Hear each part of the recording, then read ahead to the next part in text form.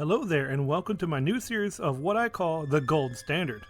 The point of this video or series is to focus on games or movies that are good enough to inspire. What I mean is that the standard which people need to copy or just be as good as the thing I'm pointing out. I want to make that argument that the thing I'm talking about is the golden standard. Of course, this is just an idea of what people should copy and not directly. After all, everything in history we use today can be linked to something previously in the past. For example, without Doom on the PC, Halo Combat Evolved would not exist.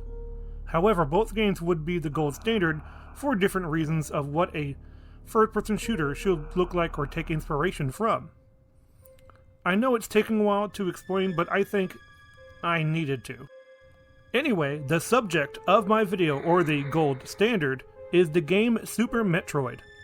This game has some of the best open-world level design for a 2D game, great atmospheric storytelling for the Super NES, and good reasons to explore. Everything in this game is seen in all great metroidvanias of all kinds. Let me tell you why with talking about the reasons you want to explore the land first.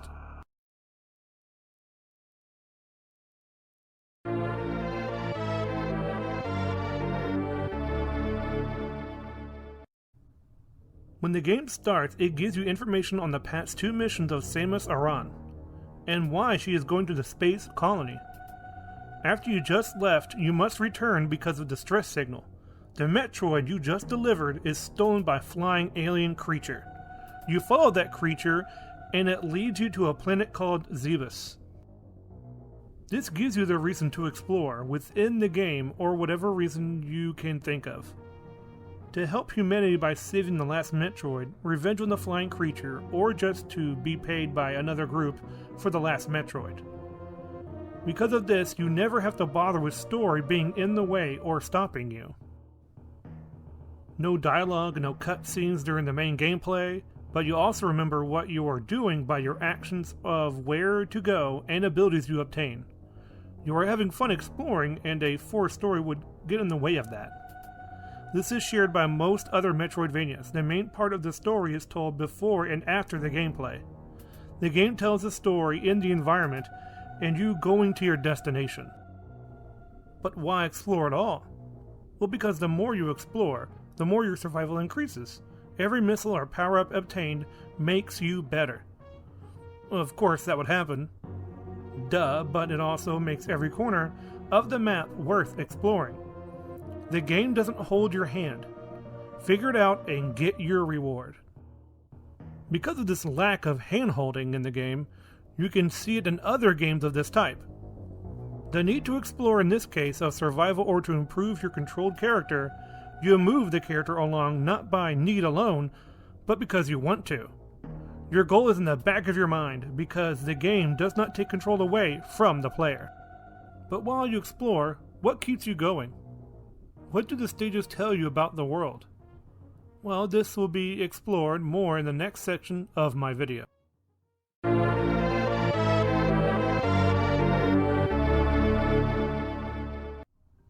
In Super Metroid or any great Metroidvania levels are its own character.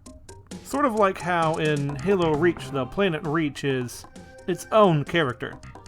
The way it looks, what it means to your character, and who has been there before you.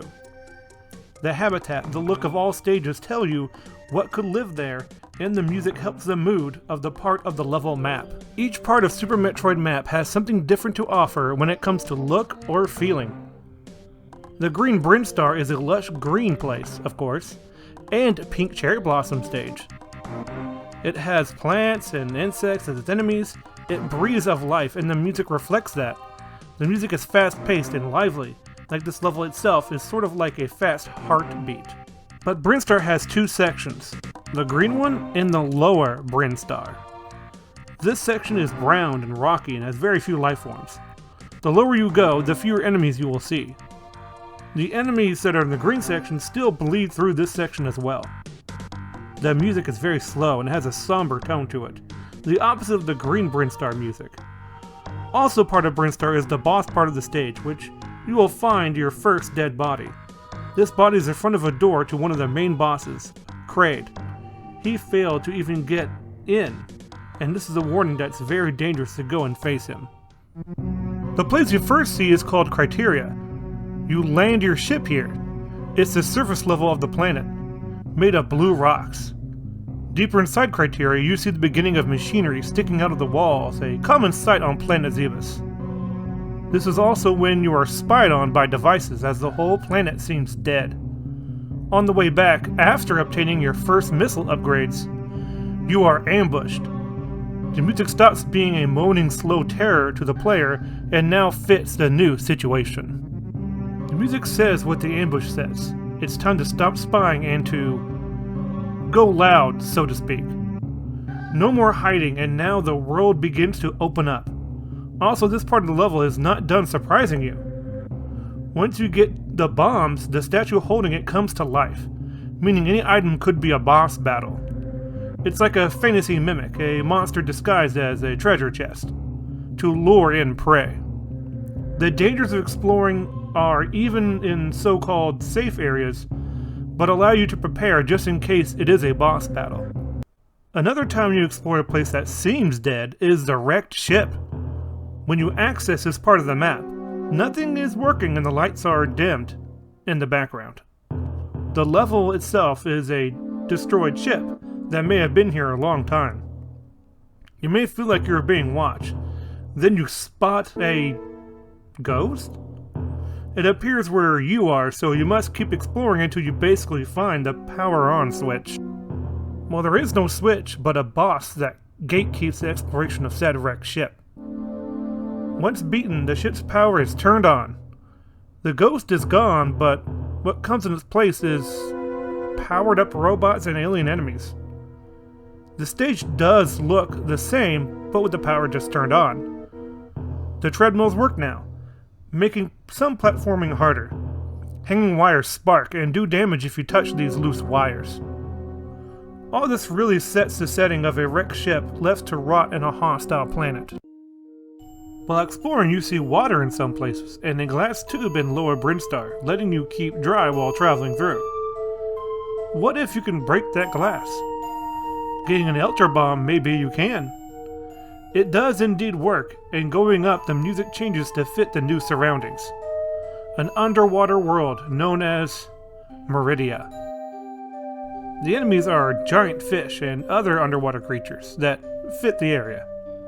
The walls are light green, and backgrounds are different colors, kelp, and the music is very calm, atmospherically. It's like looking into a water tank at the aquarium in looks and tones. The landscape changes as you move up the map, and has sand and emerald-like walls. This can lead you to the wrecked ship if you go far north. The lowest part of the map belongs to the fiery land of Norfair. This place has monsters that are made of fire and can live in the hot magma. The air itself ripples the background from the heat, and the lava itself probably made these caverns. Sticking with the theme of a hot place is the music of this area. It is slow and sounds like a boiling pit that simmers. The walls are rocks that do look like they long time ago shaped by lava. It curves up and down, making you feel different not only in look, but feel. The lower you go, the more fire you will see, in what is known as Lower Norfair, the base of Ridley, and looks like old ruins. A civilization could have once been here. Now it's filled with monsters that work for Ridley. And Samus's prize waits for her at the end. Right? I forgot to mention, there is a statue of bosses in a room. Each time you defeat a boss, their eyes will disappear. Their eyes are like gems, and they break apart. Once all are gone, you go down into Torian, the final part of the map. I will leave this part a secret, because if you made it this far, you know what you're looking at and how to feel about it. Like BioShock or Dark Souls, you are not told the story directly, but the level does. Sort of. It started here, in the 19 Super NES game. It has the markings of these future games, intended or not. It is true that it doesn't have the full atmospheric storytelling of those titles. I think this is more due to the limits of the hardware. Still, the way the game presents this storytelling is impressive and why people should take inspiration from it to improve upon it.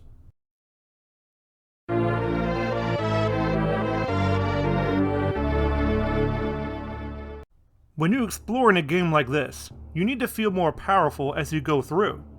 Not just to obtain missiles, but to get items that make your character better. To make you feel like there's a natural progression in the game. Some parts of the map become open to obtain more items and to explore. This is nothing new since Legend of Zelda has done this. However, being this is a Metroid game, you improve by the items. It's not just to help you explore. Getting your high jump boots makes you jump higher permanently. You have no need to use it as an item. Same goes for every ability, and you can turn them off on the armor menu. If you wanted, you can challenge yourself by doing so. You gain armors that have special effects and reduce damage. The first armor upgrade is obtained after defeating Kraid, and protects you from being in the heated air of Norfair. The second armor upgrade is found within the wrecked ship, and allows you to move underwater without any movement resistance. Movement abilities, as said, do help you explore, but also help you avoid damage during combat. For example, the space jump can make you spin jump an infinite number of times. However, you can use it to get around a fight. With the speed booster, your dash lets you move much faster, but you need to have lots of room to run. It takes time to build up speed, but it destroys enemies by touch. With all these new abilities and upgrades, you almost feel above it all, like nothing can touch you. What also makes you feel that way is gaining energy tanks. The more energy tanks you have, the more health you have. When you have enough energy tanks, it can take about 5 minutes to die from enemy damage. This can be a problem to making the game not that fun, but bosses and harder enemies can reduce damage quicker. Still, you must find these energy tanks, and most are hard to find, with some being very easy.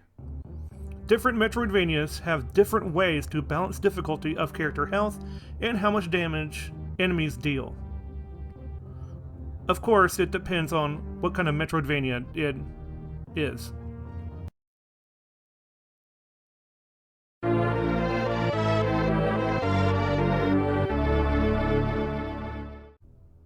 Of course, not all creatures on planet Zebus mean you harm. Sometimes when you are stuck in a part of the map, there will be a friendly alien to show you how to get out of your situation. For example, in Green Brinstar, you can fall into a pit if you use your speed booster over a certain section. At the bottom of the save room, and a friendly creature as said. This alien is like an ostrich, and at first it stands still or runs by you very fast on your way to the safe room. The bird shows you how to use the speed booster to launch yourself up instead of just running fast. With this new information, you can now reach new areas and items. If you practice this enough, you can do it every time. And be able to do it in any direction. A friendly NPC could be another kind of monster in the game you were playing, only with a context of lore makes them different. Or it could be that these creatures are characters themselves with their own quests going on in the background. Most Metroidvania NPCs are shopkeepers that sell you items or even upgrades. However, all of this is not in Super Metroid. It feels like giving the player important NPCs. The world does seem alive, but lacks something in important NPCs that could talk to Samus. On the other hand, this helps the atmosphere of the game, having her being truly alone. Also, it could be that the limits of the hardware of the time. Super Metroid still has something to look at when it comes to NPCs, trying to help the player in some way.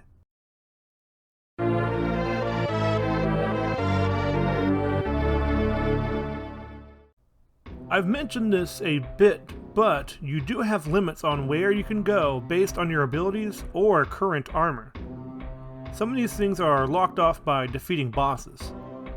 Even mini-bosses can have something that you need in order to move forward or find more items. Like the mimic I mentioned before, the first mini-boss is a trap in order to get your bombs.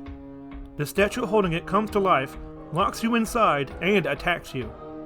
Once you defeat any boss, you get some of your resources back, and you are free to go.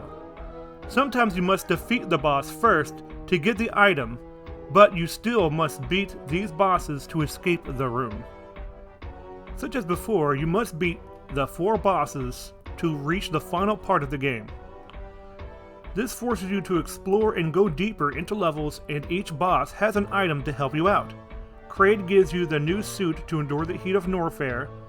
The Ghost Phantom gives you the power of the wrecked ship in order to get the gravity suit to jump normally in water. The undersea boss, Dragon, lets you gain the space jump, letting you jump endlessly. Wrigley, the last main boss in Norfair, is the only boss that will give you nothing but a win or access to the final part, unless you count the hidden energy tank. But nonetheless, the stolen Metroid is not there. To find it, you must go into the depths of the planet and confront the leader of the space pirates, the Mastermind. Each Metroidvania has this sort of mentality of gatekeeping of bosses, having things you need to progress. Even if the game allows you access to every part of the map right away, you can still have abilities or items to help you reach places or to make traveling easier. The blueprint was set up from Super Metroid. Even more so if the Metroidvania-like game is combat-based.